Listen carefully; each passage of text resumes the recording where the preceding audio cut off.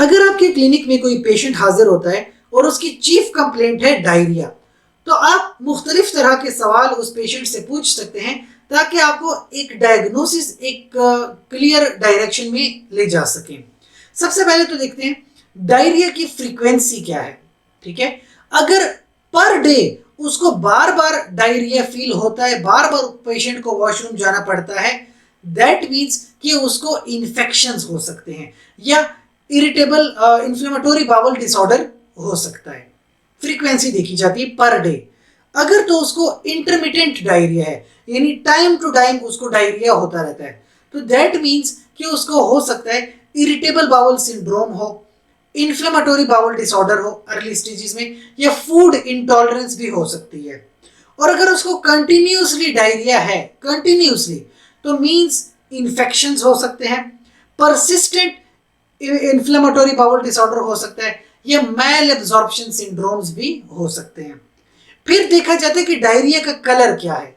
अगर डायरिया में green colour आता है तो that means fast transit time है, यानी कि किसी ने फूड लिया, फूड डायरेक्ट गया स्टमक में, स्टमक से फौरी तौर पर इंटेस्टाइन में गया, वहां से लार्ज इंटेस्टाइन, और फिर वो बॉडी से एक्सक्रीट हो गया। यानी इतना ज्यादा जो है वो तेजी से फूड जो है वो ट्रांजिट हुआ है, इतनी तेजी से फूड ने मूव किया है कि उसको डाइजेस्ट करने का मौका नहीं मिला। अगर तो येलो कलर डायरिया में आता है, तो येलो कलर का मतलब है कि जो स्मॉल इंटेस्टाइन में बाइल आता है वो एब्जॉर्ब नहीं हुआ, या जियारडेसिस में भी इस तरह की कंडीशंस आती हैं। सो जियारडेसिस में भी आपको येलो कलर का डायरिया मिलता है, या बाइल एब्जॉर्प्शन में प्रॉब्लम हो तब भी डायरिया में येलो कलर आता है। अगर तो डायरिया में ब्लैक या डार्क कलर आ रहा है, तो हो सकता है कहीं पे ब्लीडिंग हो, अपर जीआईटी में कहीं पे ब्लीडिंग होगी, जैसे कि मेलिना की कंडीशंस डेवलप होती हैं। तो दैट मीन्स कि अगर डायरिया में डार्क कलर आ रहा है तो ये प्रॉब्लम हो सकती है। अच्छा, अगर डायरिया में रेड कलर आता है तो ब्लीडिंग होगी लोअर जीआईटी में, लोअर जीआईटी में कहीं ब्लीडिंग होगी और वो ब्लड डायरिया के साथ शामिल होके रेड कलर का आता है।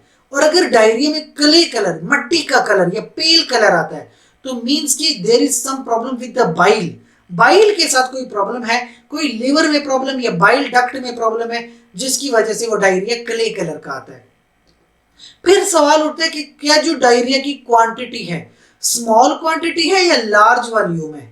स्मॉल वॉल्यूम अगर डायरिया का है तो कोलोनिक डिजीज हो सकती है, यानी लार्ज इंटेस्टाइन में कहीं प्रॉब्लम हो सकती है।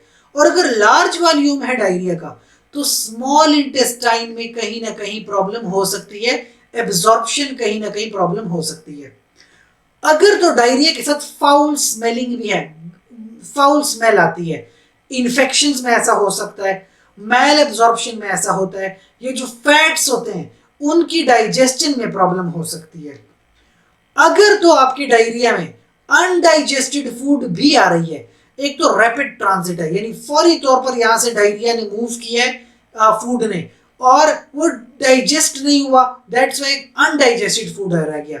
लेकिन अगर मैल एब्जॉर्प्शन है उसमें भी ये प्रॉब्लम आ सकती है। और अगर डायरिया में म्यूकस आता है तो म्यूकस का मतलब बैक्टीरियल इन्फेक्शंस भी हो सकते हैं, इरिटेबल बाउल सिंड्रोम भी हो सकता है, इन्फ्लेमेटरी बाउल डिसऑर्डर भी हो सकता है। फिर आते हैं ब्लड पे।